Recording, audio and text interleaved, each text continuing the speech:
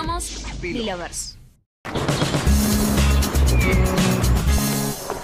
Ludmila, zašto si zakasnila? Jesi dobro, želiš da popričamo? Natalija, ostavi me na miru, nemoj se više miješati u moj život. U redu, samo sam željela znati kako si. Kako sam? Zar me ne vidiš? Ne vidiš me sretnu, Nat?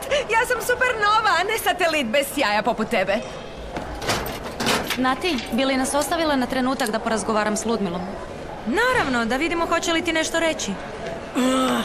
Natalija, nemamo o čemu pričati s Violetom. Hvala. Malo sam se zabrinula oko onoga sinoć. Ludmila, ne želim te vidjeti tako, ne želim te vidjeti tužno. Da, ja tebe također ne želim vidjeti. Tu smo večeru trebali izbjeći. Ukoliko mi ne pomogneš, naši životi će postati jako teški, tako da...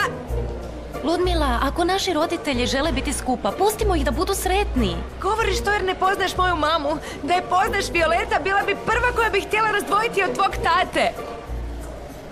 Uskoro ćeš se pokajati što mi ne vjeruješ. Govoriš tako o vlastitoj majci. Da, upravo zato. Jer je poznajem i stvari će loše završiti.